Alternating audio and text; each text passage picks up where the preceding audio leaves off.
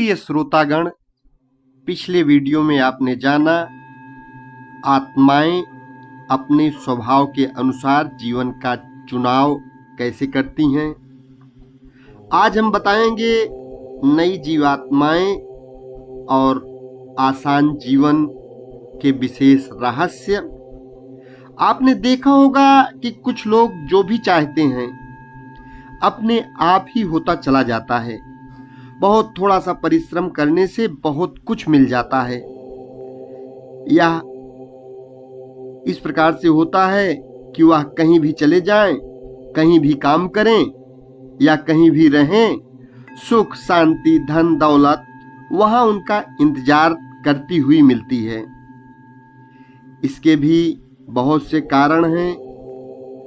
हमने इनमें से कुछ कारणों को इस वीडियो में आपको बताने का प्रयास किया है। पृथ्वी पर जो नई जीवात्माएं जन्म लेना शुरू करती हैं, अर्थात भौतिक शरीर के रूप में भौतिक दुनिया में, उनके पहले 2-3 जन्मों में आसान व आरामदेय घटनाएं ही घटती हैं। पहले माया के द्वारा इनके जीवन में खुशियां उतरती हैं।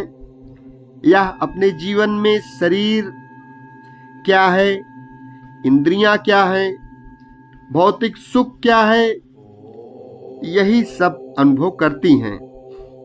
यह ईश्वर की कृपा है ताकि नई जीवात्माओं को माया की दुनिया में ढलने का मौका मिल जाए। शुरू में जीवात्मा को भौतिक शरीर में अपने को ढालने में, उसको अपने साथ जोड़ने में, लयबद्ध करने में वक्त लगता है। जीवात्मा होती है विशाल और विराट। उसको एक छोटे से शरीर में बंद हो जाना अथवा शरीर में रहना अच्छा भी नहीं लगता है। स्वतंत्र स्वच्छंद रूप से सूक्ष्म लोकों में रहने वाली आत्मा को अपनी स्वतंत्रता को खोना पड़ता है। शरीर सीमित है, इसके द्वारा इसकी सीमाओं के दायरे में उसे जीवन की घटनाओं के अनुभव की कला सीखनी होती है। पृथ्वी पर उसको कई तरह से सामंजस्य बैठाना पड़ता है। यहाँ आने से पहले सूक्ष्म लोकों में वह अद्वैत की दुनिया में रहती थी, जहाँ पृथ्वी लोक की तरह जीवन के 2 पहलू नहीं होते हैं, अच्छा बुरा, सुख दुख, प्रेम घृणा, दुश्मनी मित्रता, आदर निरादर आदि आदि। सूक्ष्म लोकों में आत्मा सिर्फ प्रेम जानती है।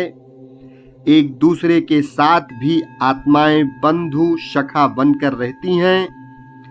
वह तो सिर्फ आनंद जानती हैं, प्रसन्नता जानती हैं, हमेशा उल्लास में रहती हैं। ईश्वर की महिमा गरिमा को सिर्फ जानती ही नहीं अपितु उसी में जीती भी हैं। ईश्वर ही बाहर है, ईश्वर ही अंदर, हर तरफ ईश्वर है, सब उसकी रचना है। यह वह स्वाभाविक रूप से जानती हैं और जीती हैं। पृथ्वी लोक पर जब जीवात्मा को यह सब भूल कर नए वातावरण में जो सूक्ष्म लोकों को बिल्कुल उल्टा जीने की कला सीखनी पड़ती है, जो उसके अपने ईश्वरीय गुण हैं, उसके बिल्कुल विपरीत अवगुणों का सामना करना पड़ता है। पृथ्वी के वातावरण में ज्यादातर इन्हीं दूषित विचारों और भावनाओं की तरंगें भरी पड़ी हैं।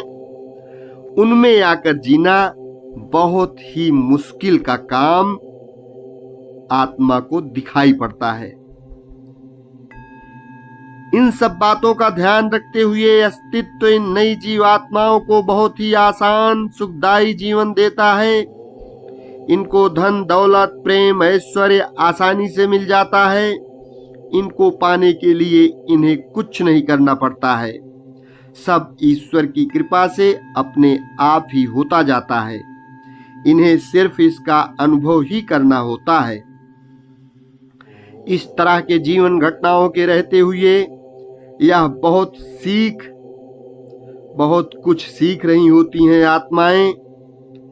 जैसा हमने पहले भी बताया है एक सीमित शरीर में रहना, शरीर के साथ सामंजस्य बैठाना, पृथ्वी की तरंगों से सामंजस्य बैठाना, तरह तरह की माया की तरंगों के साथ सामंजस्य बैठाना, वह समझने की कोशिश करनी पड़ती है। यह कौन सी नगरी में आ गए जहां सब उल्टा है। इसमें इनको बहुत उलझन और बेचैनी अनुभव होती है। यह सब भावनाएं भी इनके लिए नई हैं। पृथ्वी लोक के जीवन का यह दुख दर्द, धोखाधड़ी, ईर्ष्या, द्वेष, घृणा आदि सब इनके लिए नया है। साथ ही जो कुछ इन्होंने जाना उसकी पृष्ठभूमि में यह एक भूकंप मचा देता है। इन सब नई नई माया लोक की भावनाओं को व निम्न श्रेणी की मायामयी तरंगों को महसूस करने की जो प्रतिक्रिया होती है वह सब नई है।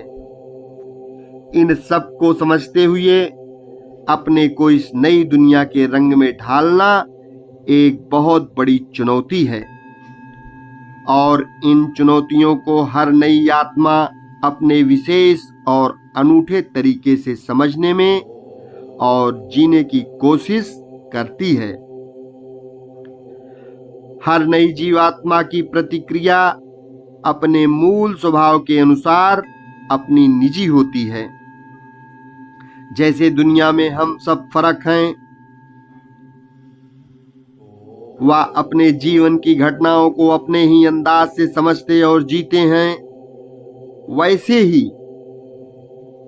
यह नई यात्रा शुरू करने वाली जीवात्माएं भी हैं। यहाँ एक बात यह स्पष्ट हो जाती है कि हम सब भी आज इसलिए भिन्न भिन्न दृष्टिकोण से जी रहे हैं क्योंकि हम मूल रूप से एक दूसरे से भिन्न हैं। हर आत्मा ईश्वर की महिमा और गरिमा को एक भिन्न व विशेष पहलू से अनुभव करने के लिए ही उतरी है। इसीलिए हर जीवात्मा अपने ही एक विशेष अनूठेपन से जिएगी और विशेष राह पर चलकर ही फिर से ईश्वर में समा जाएगी। इस तथ्य के आधार पर इतना समझना जरूरी है कि अपनी किसी से तुलना मत करिए। अपने अनूठेपन को दूसरे की नकल करके अपना परम लक्ष्य त्याग मत दीजिए। ईश्वर ने ही हम सबको अपना अनोखापन दिया है और वह हमें अपने मौलिक स्वभाव से ही प्यार करते हैं। आप भी अपने अनूठेपन से ईश्वरमयी जीवन जीकर अपने लक्ष्य को प्राप्त करें। इन्हीं कारणों से जीवात्माओं को पहले कुछ जन्म आसान व सरल एवं सहज दिए जाते हैं और फिर धीरे धीरे द्वैत से जुड़े हुए पहलुओं को समझाने के लिए वैसी ही जीवन घटनाएं घटित की जाती हैं। अर्थात मुश्किल अध्याय धीरे धीरे इनकी जीवन घटनाओं में उतारे जाते हैं। ऐसा इसलिए किया जाता है कि यह अपनी नई यात्रा के भिन्न भिन्न पहलुओं में सामंजस्य बिठा सकें और घबरा न जाएं। अगर शुरू से ही ज्यादा चुनौतियां वाले जीवन में उतारे जाएंगे तो यह जीवात्माएं पृथ्वी पर उतरने में ही घबराएंगी और हो सकता है आना ही बंद कर दें। इसीलिए शुरू से जैसे छोटे बच्चे को पहले खेल खेल में पढ़ाया जाता है, उनका खिलौनों से दिल बहलाया जाता है, वैसे ही नई जीवात्माओं को सुख और वैभव रूपी खिलौने दिए जाते हैं ताकि वह धीरे धीरे चेतना विकास की गहराई की तरफ बढ़ सके। इसीलिए यह जीवन आसान दिखते हुए भी आसान नहीं होते हैं, क्योंकि इन नई जीवात्माओं को नए जीवन के बहुत सारे पहलुओं व कई तरह की तरंगों से सामंजस्य बैठाना होता है और इन सब प्रतिक्रियाओं से जो नई तरंगें बनी उन सब को एक साथ आपस में संतुलित करना होता है। यह अपने आप में बहुत बड़ी चुनौती, परीक्षा और मुश्किल काम भी है। आसान जीवन। विकसित जीवात्माएं कब आसान दिखने वाले जीवन में जन्म लेती हैं? कभी कभी विकसित जीवात्माएं तथा विकसित होने की राह पर चल पड़ी आत्माएं भी आसान जन्म लेती हैं। ईश्वरमयी राह पर चलकर पड़ी जीवात्माएं अक्सर अपनी इच्छा से अनेक मुश्किल समस्याओं और चुनौतियों वाले जन्म लेने के बाद एक दो आसान जन्म ले लेती हैं। यह आसान जन्म इसलिए लेती हैं ताकि इन जन्मों में इनको ज्यादा संघर्ष न करना पड़े। इन्होंने जो कुछ पिछले मुश्किल जन्मों के संघर्ष से सीखा उसको धीरे धीरे अपने जीवन में समाविष्ट करने का अवसर मिल जाए। इस जीवन में यह अपने उन संघर्षमय जन्मों से जो सीखा उस पर मनन करती हैं, उसका विश्लेषण करती हैं और अपने अंतर्मन में उतरती हैं।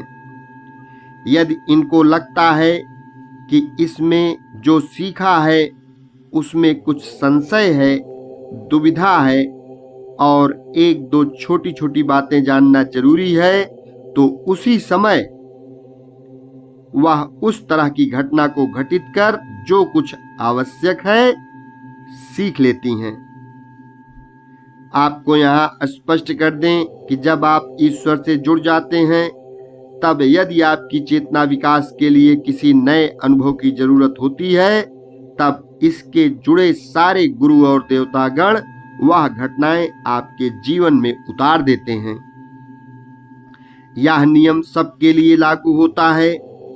आप भी अगर ईश्वरीय राह पर चल पड़े हैं तो आप जैसी जीवन घटनाएं अपने लिए निर्धारित करके लाए थे उनको आपकी नई जरूरतों के अनुसार नए रूप में ढाल दिया जाएगा। मुश्किल जीवन के बाद जीवात्माएं आसान जीवन इसलिए भी घटित करती हैं ताकि उनके भावना शरीर पर जो घाव लगे हैं वह भर जाएं। सरल जीवन होने के कारण बाहर की मुश्किल और दिल दुखाने वाली घटनाएं आप पर लगातार हमला नहीं कर रही होती।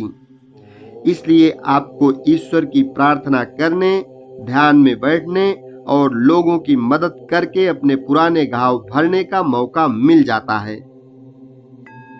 विकसित जीवात्माएं तो खुद यह आसान जीवन चुनती हैं, परंतु अगर किसी में इतनी सामर्थ्य और शक्ति का ज्ञान नहीं है तो यह कार्य घटनाओं के अधिकारी देवतागण और गुरुजन स्वयं ही करते हैं। कुछ मुश्किल जन्मों के बाद ईश्वर अपनी कृपा से भी एक दो आसान जन्म देते हैं ताकि वह जीवात्मा कुछ समय ईश्वर की प्रार्थना में बिताए और ईश्वर से जुड़ सके, अपने आसपास के लोगों का कल्याण व सेवा कर सके। अपने जीवन में समस्याएं कम होंगी तो ईश्वरमयी जीवन जीने में आसानी हो जाती है। इस तरह के जीवन में ईश्वर स्वयं ही आपके जीवन में ऐसे लोगों को भेजते हैं जो आपको ईश्वर से जोड़ने में सहायता करेंगे अथवा आपको उसके लिए प्रेरणा देंगे।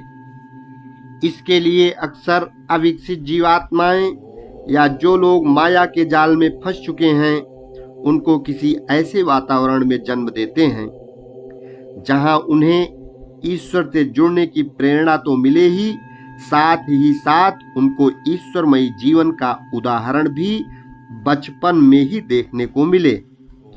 ऐसा उनके साथ भी होता है जो जीवात्माएं ईश्वरमयी राह पर चल पड़ी हैं। इनको आगे बढ़ाने के लिए भी उनका जन्म ईश्वरीय जीवन बिताने वाले माँ बाप के घर में होता है।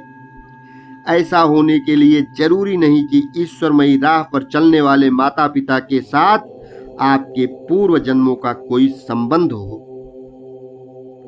ईश्वरमयी राह पर जो जीवात्माएं काफी आगे बढ़ गई हैं वह ईश्वर की सेवा करने के लिए भी ऐसे कार्यों में सहयोग देती हैं, क्योंकि इनके मन में सबके लिए दिल में प्यार और कल्याण की भावनाएं बहुत विकसित हो चुकी हैं। इनको किसी की सहायता करने में आनंद आता है।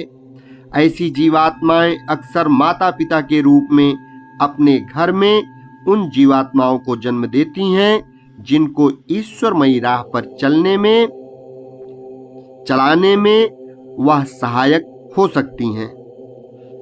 हमेशा ऐसा करना आसान नहीं होता है, क्योंकि कुछ जीवात्माएं तो ऐसी होती हैं जो अहम की पकड़ में पूरी तरह फंस चुकी होती हैं, और वह बच्चों के रूप में जब किसी के घर आती हैं, विशेषकर ईश्वर से जुड़े लोगों के घर आती हैं, तो अक्सर उनका जीवन दूभर कर देती हैं। इस तरह माता पिता को स्वयं भी बहुत ही बड़ी चुनौतियों और परीक्षाओं से गुजरना पड़ता है। फिर भी ईश्वर की सेवा और दूसरी सब जीवात्माओं के कल्याण के लिए ईश्वरमयी राह पर चलने वाली जीवात्माएं ऐसा करने को तत्पर रहती हैं। यह ईश्वर के निष्काम सेवक बन चुके हैं, इसीलिए इनको ईश्वर के लिए कुछ भी करना ईश्वर की पूजा और प्रार्थना ही लगती है। आसान जीवन का एक और भी कारण है, वह यह है कि अक्सर कुछ जीवात्माएं पहले जीवन के किसी मुश्किल पहलू में अति का अनुभव करती हैं, फिर इसको संतुलित करने के लिए एक साधारण सरल जीवन चुनती हैं, क्योंकि अति हमारे लिए ठीक नहीं होती है। माया की राह पर आपको जीवन के सारे अनुभवों और संतुलित रूप देना है। अति अक्सर नकारात्मक परिणाम को ही देती है।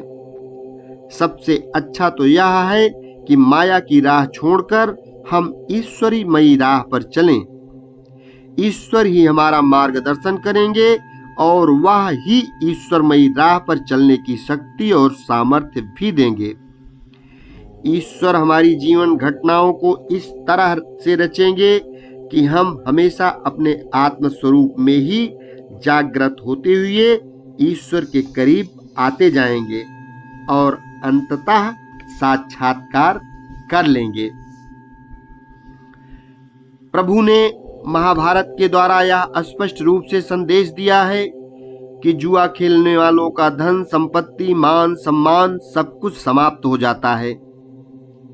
जुआ खेलने के लिए प्रेरित करने वालों का कौरवों की तरह जीतने के बावजूद सर्वनाश हो जाता है, लेकिन जुआ में हारने वालों को भी पांडवों की तरह घनघोर दुख का सामना करना पड़ता है।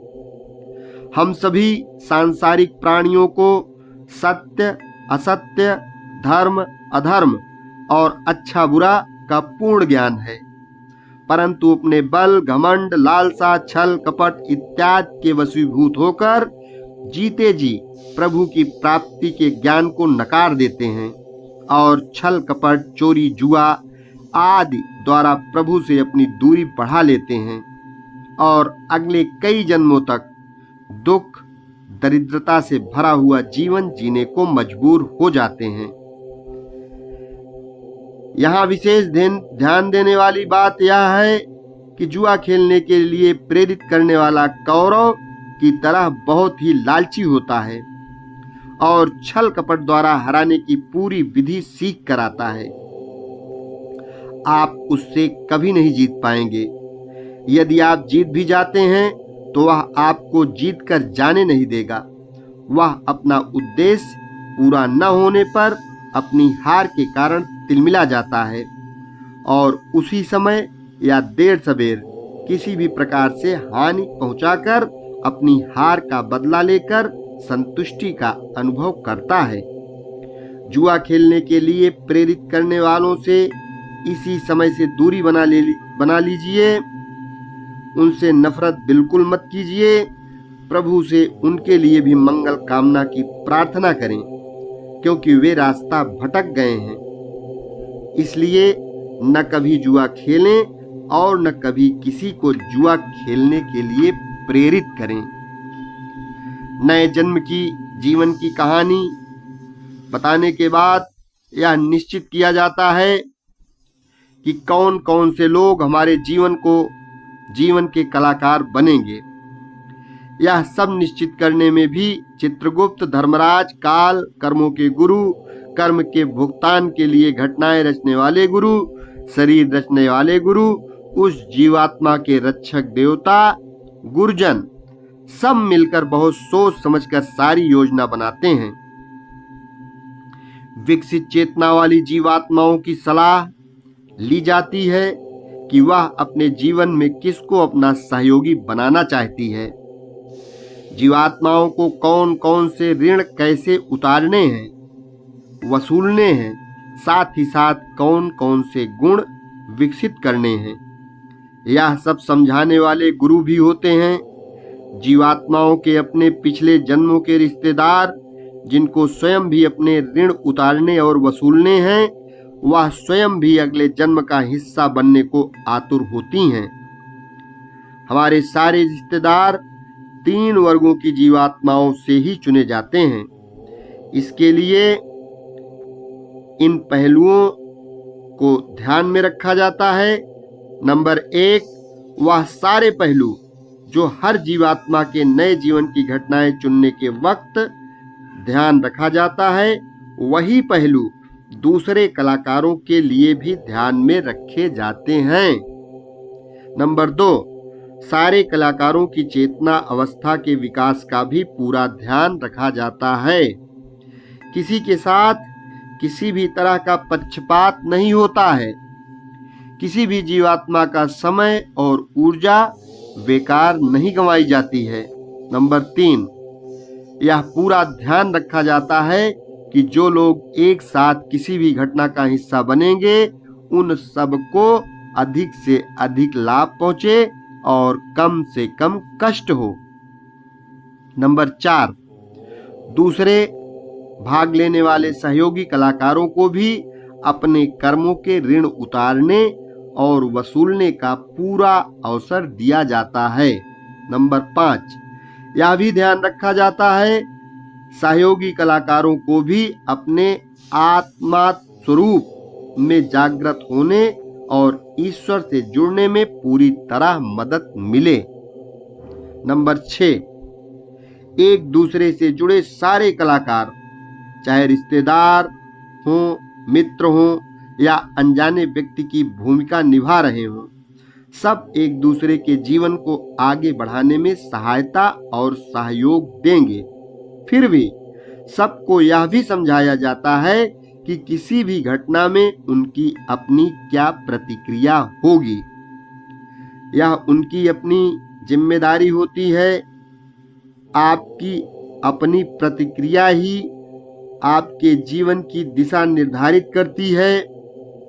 अर्थात आप ईश्वरमयी तरीके से जीवन जिएंगे या अपने अहम को सच मानकर इसकी पूरी जिम्मेदारी पूरी तरह से आपके अपने ऊपर ही है। दूसरे को दोषी ठहराकर कर्मों के फल से बचा नहीं जा सकता है। जैसा करोगे वैसा भरोगे, सब पर एक ही रूप से लागू होता है। नंबर 7, इन सब जीवात्माओं को पिछले कितने जन्मों का अनुभव है, किस तरह का संबंध है, एक दूसरे के प्रति कितनी आत्मीयता है, पिछले कितने जन्मों में कड़ुआहट या दुश्मनी का संबंध रहा है, इन सब बातों का भी पूरा ध्यान रखा जाता है। इन सब बातों को पूरी तरह से समझने के लिए और रिश्ते कैसे चुनते हैं, हमें यह देखना होगा कि सूक्ष्म लोकों में जीवात्माएं कैसे रहती हैं। संक्षेप में कह सकते हैं कि अधिकतर जीवात्माएं 3 तरह के भिन्न भिन्न समूहों में रहती हैं। इनको हम 3 तरह के वर्ग में भी कह सकते हैं। पहला वर्ग घनिष्ठ आत्मीयता का समूह। सूक्ष्म लोकों में हम अपने सूक्ष्म शरीर में अपने अपने विशेष साथियों के साथ रहते हैं।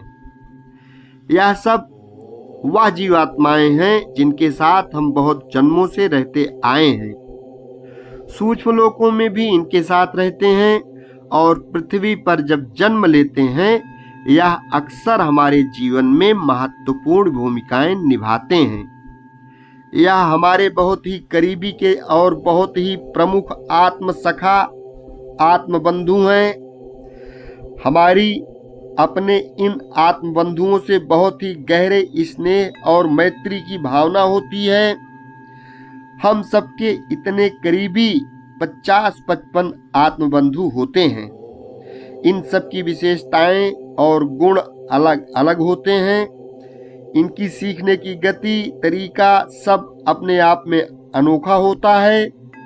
हमने जब से अपनी जीवन यात्रा शुरू की है, इनके साथ तरह तरह की भूमिकाओं में जन्म लिया है, इसलिए इनके प्रति स्नेह की गहरी भावनाएं विकसित हो गई हैं। इसलिए हमारा इनके साथ सामंजस्य बैठता है। हम एक दूसरे की कमजोरियां, शक्ति, गुण, अवगुण सब अच्छी तरह समझते हैं और वास्तव में यह सब विशेषताएं, कमजोरियां व अवगुण एक तरह से हमें एक दूसरे के जीवन का हिस्सा बनाने का मुख्य कारण भी बनते हैं। इस तरह हम पृथ्वी पर तो एक दूसरे की सहायता करते ही हैं, सूक्ष्म लोकों में भी एक दूसरे का सहारा बन जाते हैं।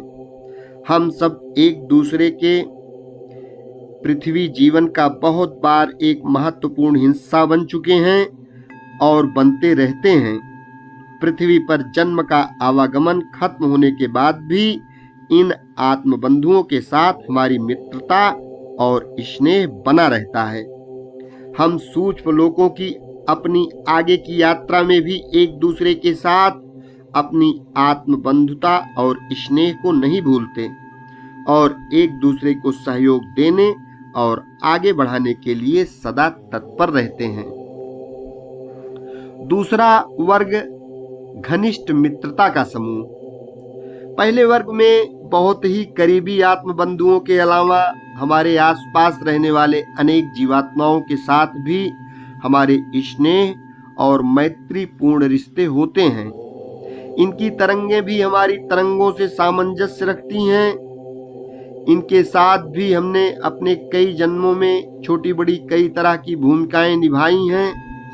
इसलिए हम सब मिलकर एक दूसरे की बहुत सहायता करते हैं, सहयोग देते हैं। यह हमारे पृथ्वी लोक के अलावा सूक्ष्म लोक के भी साथी हैं। इस तरह की श्रेणी के करीब 350 से 450 लोग हमारे साथ जुड़े होते हैं।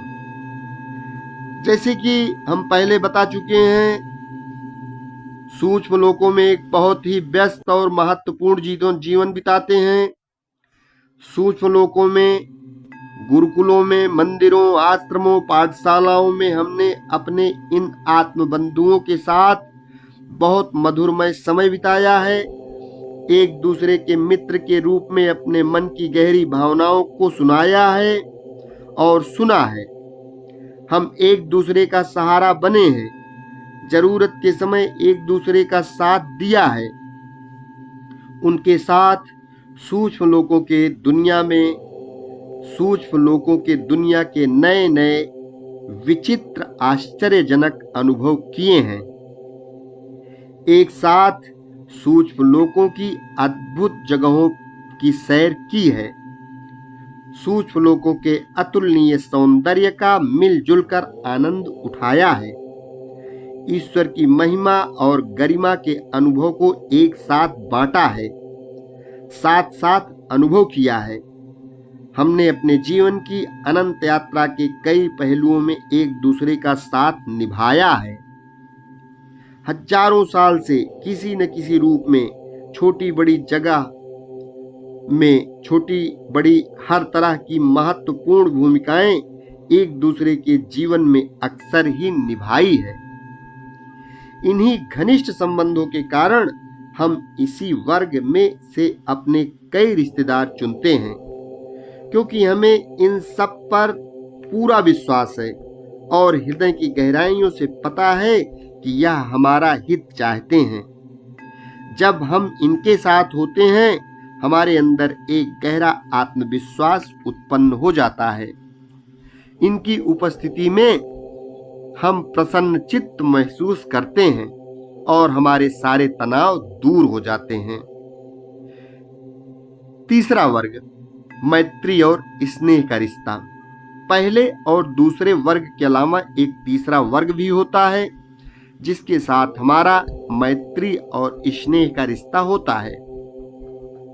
यह जीवात्माएं हमारे आसपास के क्षेत्रों में रहती हैं। इनके साथ भी हमारा अक्सर मिलना जुलना होता रहता है। यह ऐसे मित्र हैं जिनसे हम कभी कभी मिलते हैं। हम इन सब के साथ इतने गहरे नहीं जुड़े होते हैं जितने पहले दो वर्गों के सदस्यों के साथ जुड़े होते हैं। इस वर्ग में जो कुछ जीवात्माओं के साथ हम काफी करीब रहे हैं, कुछ जीवात्माओं के साथ हम काफी करीब आ जाते हैं और इनके साथ हमारी मित्रता और स्नेह गहरे हो जाते हैं। यह अक्सर वह लोग होते हैं जिन्होंने पृथ्वी की यात्रा में हमारे जीवन में कई बार महत्वपूर्ण भूमिकाएं निभाई हैं। इस तीसरे वर्ग की जीवात्माओं की तरंगें, प्रकाश के रंग हमसे अलग होते हैं, परंतु फिर भी एक दूसरे की तरफ एक आकर्षण और झुकाव होता है। इसके दो कारण हैं। एक तो इनकी और हमारी तरंगों में अंतर होते हुए भी कुछ क्षेत्रों में समानता या एकरूपता तथा समरसता होती है, और दूसरा कारण यह हमारे क्षेत्रों के आसपास रहते हैं। इनसे अक्सर प्रशिक्षण केंद्रों में शिक्षा और भजन कीर्तन आदि समारोहों में हमारी मुलाकात होती रहती है। कभी किसी उत्सव, पर्व, गुरुकुल या मंदिरों में जहां अलग अलग क्षेत्रों की जीवात्माएं एकत्रित होती हैं, वहां पर अक्सर हमारे नए मित्र बन जाते हैं। इनमें से कुछ मित्र तो हमारे अपने सूक्ष्म लोकों के क्षेत्रों से बहुत दूर रहते हैं और इनकी तरंगें, प्रकाश, विकास की स्थिति हमसे बहुत ही अलग और ऊंची होती है। इस वर्ग से कुछ जीवात्माओं के साथ हमारी जान पहचान हो जाती है और अक्सर मिलते रहने से एक मैत्री और स्नेह की भावना का जन्म हो जाता है। जब भी हम में से किसी को पृथ्वी लोक पर अपने जीवन में किसी विशेष तरंगों वाले व्यक्ति की आवश्यकता होती है, हम एक दूसरे की सहायता व सहयोग करते हैं। इस समूह को आप चौथा वर्ग भी कह सकते हैं। आपने देखा होगा कि कभी कभी कोई बहुत पुराना मित्र, दूर का रिश्तेदार या कोई अजनबी व्यक्ति अचानक ही हमारे जीवन के एक ऐसे मोड़ पर मिल जाता है जब हम बहुत ही ज्यादा परेशान होते हैं। यह व्यक्ति हमें कुछ ऐसा बता देता है, वह कुछ ऐसा कर जाता है या इस तरह से सहारा देता है कि हमारा जीवन ही बदल जाता है और इस प्रकार अपनी एक छोटी पर बहुत ही महत्वपूर्ण भूमिका निभाकर हमारे जीवन की दिशा बदलने का काम कर जाता है और फिर ऐसे गायब हो जाता है कि लगता है कोई चमत्कार हो गया। फिर कभी न मिलने पर भी हमारे दिल दिमाग पर, हमारे जीवन पर अपनी अमिट छाप छोड़ जाता है। इस तरह की घटनाएं भी पृथ्वी पर जन्म लेने से पहले ही आयोजित होती हैं। यह कलाकार अक्सर तीसरे या चौथे वर्ग से ही चुने जाते हैं। आपको इन सब बातों को सुनकर यह तो समझ में आ ही रहा होगा कि पृथ्वी लोक में अपने जीवन से हम उन्हीं लोगों से जुड़ते हैं जिनसे हम सूक्ष्म लोकों में पहले से ही जुड़े होते हैं। उनसे हमारी जान पहचान होती है और साथ ही साथ मित्रता और स्नेह की भावना भी होती है। पृथ्वी लोकों में हमारे रिश्ते और मैत्री हमारे सूक्ष्म लोकों की आत्मबंधुता का ही प्रतिबिंब है। हमारे जीवन में 7-8 सबसे महत्वपूर्ण रिश्ते होते हैं जो ज्यादातर हमारे परिवार के ही सदस्य होते हैं। उसके बाद होते हैं हमारे प्रेम के या पति पत्नी के रिश्ते। उसके बाद होते हैं कुछ ऐसे मित्र जिनमें हम दिल से बहुत गहरे जुड़ जाते हैं। इनमें से ज्यादातर पहले और दूसरे वर्ग से होते हैं या फिर तीसरे वर्ग के जिन जीवात्माओं से सूक्ष्म लोकों में हमारी घनिष्ठ मित्रता होती है, और कभी कभी कुछ रिश्ते चौथे वर्ग से भी होते हैं। यहाँ यह भी समझना जरूरी है, एक ही जीवात्मा बदल बदल कर तरह तरह की भूमिकाएं निभाती हैं। एक ही जीवात्माएं बदल बदल कर माता पिता, पति पत्नी, भाई बहन या बहुत प्रिय दोस्त अलग अलग जन्मों में अलग अलग भूमिका निभाती हैं। यह भी याद रखना जरूरी है कि जो आपके बहुत नजदीकी रिश्तेदार इस जन्म में आपके साथ हैं, वह हर जन्म में आपके साथ ही जन्म लें, ये जरूरी नहीं है। कौन कौन सी जीवात्माएं हमारे किसी नए जन्म में साथ देंगी, अर्थात हमारे जीवन का हिस्सा बनेंगी, यह सब बदलता रहता है। हर जन्म का उद्देश्य और कर्मों का लेखा जोखा फर्क होता है। इसलिए कौन कौन हमारे जीवन में उतरेगा, यह नया जन्म लेने से पहले ही निश्चित होता है।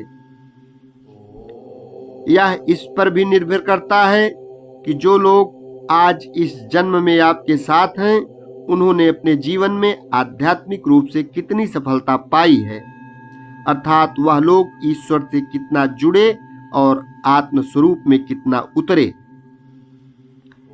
चेतना विकास के अनुसार हमारे जीवन में इनकी भूमिका भी बदलती रहती है और यह भी हो सकता है कि इनमें से कोई जीवात्मा आपके अगले जन्मों में कोई भाग न ले। एक और भी महत्वपूर्ण तथ्य यह है कि इस जन्म के सारे कर्मों का फल अगले जन्म में ही नहीं उतारा जाएगा। कर्मों के फल जब पक जाते हैं, परिपक्व हो जाते हैं, तभी हम उनका लेखा जोखा पृथ्वी पर लेकर आते हैं। यह बहुत ही बड़ा और जटिल विषय है। कर्मों के फल परिपक्व होना और उनका जीवन में उतरना, इसके भी बहुत सारे पहलू हैं। इस प्रक्रिया से जुड़े गुरुजन और देवतागण ही यह सब निश्चित करते हैं। कर्मों के ऋण उतारना और वसूलना, अर्थात कर्मों के फल भोगना, यह सब कब कैसे हो, किस जन्म में हो, यह बहुत ही जीवंत और सजीव प्रक्रिया है। यह सब ईश्वर के देवतागण और गुरुजन ही करते हैं। यहाँ सिर्फ इतना ही बताने की कोशिश की जा रही है कि जिनके साथ हम कर्मों के बंधन से इस जीवन की यात्रा के दौरान बांधे गए हैं, जरूरी नहीं कि हमारा अगला जन्म उनके साथ ही हो। इसलिए जरूरी नहीं कि जो इस जन्म में आपके सहयात्री और सहयोगी हैं, आपका अगला जन्म भी उनके साथ ही हो। हमारे जीवन की प्रमुख भूमिकाएं अक्सर पहले और दूसरे वर्ग की जीवात्माएं निभाती हैं। जैसे यह लोग अलग अलग जन्मों में अलग अलग भूमिकाएं, रिश्ते निभाते हैं, उसी तरह से कभी हमारे जीवन में खुशियां लाने का कारण बनते हैं और कभी हमारे दुखों का कारण भी यही बनते हैं। अलग अलग भूमिकाओं में अलग अलग चुनौतियां हमारे जीवन में उतारते हैं, या हम दोनों के बीच के कर्मों के बंधन पर ही निर्भर करता है। कभी कभी एक ही व्यक्ति हमें खुशियां व सुख देता है और फिर वही बदल जाता है और हमारा जीना दूभर कर देता है। कभी कभी परिवार का कोई सदस्य या मित्र, पति पत्नी, प्रेमी और प्रेमिका सिर्फ दुख और कष्ट का ही कारण बनते हैं। परंतु हमें सदैव याद रखना चाहिए कि आध्यात्मिक रूप से जो भी हमारे जीवन में आता है, उसके द्वारा सृष्टि हमारी सहायता ही करना चाहती है। अस्तित्व उस विशेष घटना या व्यक्ति को भेजकर हमारे परम लक्ष्य को प्राप्त करने में हमारा सहयोग ही दे रही है। अस्तित्व व्यक्तियों और घटनाओं के रूप में हमेशा हमें उपहार ही देती है। कुछ उपहार देखने में सुनहरे और सुंदर होते हैं और कुछ कष्ट देने वाले और बाधा खड़ी करने वाले होते हैं। हमें उनका बाहरी रूप न देखकर उनके अंदर हमारे लिए जो ईश्वरीय उपहार या वरदान छुपा है, उसे ढूंढना चाहिए। हमें यह याद रखना होगा कि अपने आप यह जीवात्माएं हमें हानि नहीं पहुंचाना चाहती हैं। जो कुछ भी हमारे साथ हो रहा है, वह हमारे अपने ही पिछले कर्मों के ऋण के कारण हो रहा है। हमें अपने पिछले जन्म और कर्म तो याद नहीं है और न ही हमें समझ में आता है कि हम आज जो कुछ कर रहे हैं उसके कारण ही नकारात्मक व्यक्तियों और घटनाओं को अपने जीवन में आकर्षित कर रहे हैं।